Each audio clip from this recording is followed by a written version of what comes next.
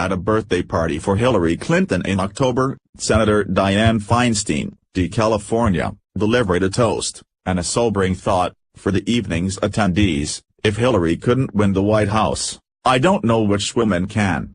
Some of the partygoers, including the former Senator Barbara Mikulski, DMD, Senator Kamala Harris, D-California, and former Secretary of State Madeleine Albright, nodded ruefully as Feinstein, standing in the doorway of her family room at the Georgetown home of major Democratic donor Elizabeth Bagley, made the remark, according to two attendees.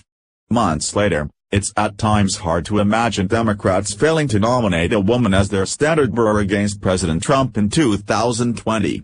Some of the party's strongest potential candidates are women, including Harris and Sens. Elizabeth Warren, D-Mass, and Kirsten Gillibrand, DN.Y.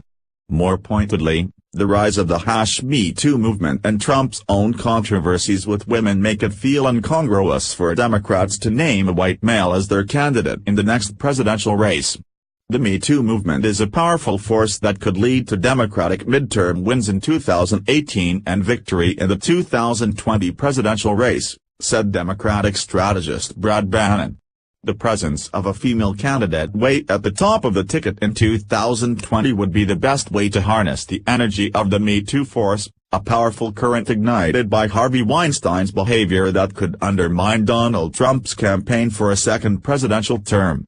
While a number of strong women candidates appear likely to enter the 2020 race, they are likely to get some competition from the likes of Senator Bernie Sanders, IVT, former Vice President Joe Biden, and Senator Cory Booker, DN.J, among others. And Trump's own surprise run to the 2016 GOP presidential nomination shows the foolishness of political predictions. Some Democrats also say it makes little sense to nominate a woman as the party's candidate just on the basis of gender.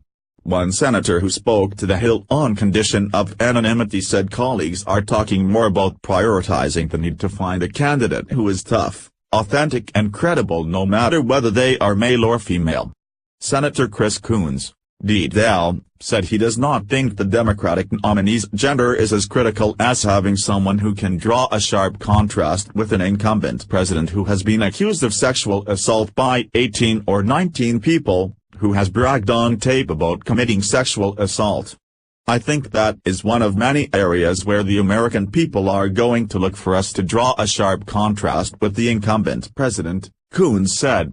Feinstein's comment also highlights questions within the party about whether latent sexism in the U.S. culture would hold a woman back in 2020.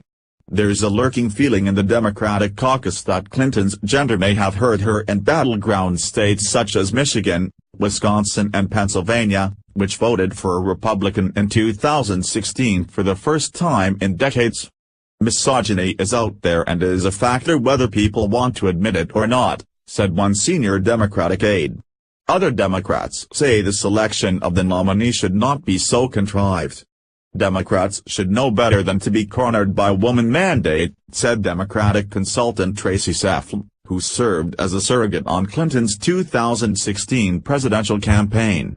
Voters have already shown they're looking beyond gender. I'd like to believe that the party will be most eager to put forth the candidate who embraces the #Me Too movement. To whatever close degree the movement resonates with that candidate, woman or man, we need a candidate who be interested in helping propel this stunning cultural shift. Feinstein said she has become more optimistic about the prospect of a woman becoming president since expressing her doubts at the Georgetown event. I think there's been a change since I said that, which makes it more possible for a woman to be elected, she said. But I think it's difficult. There's no question, it's still difficult, Feinstein told The Hill.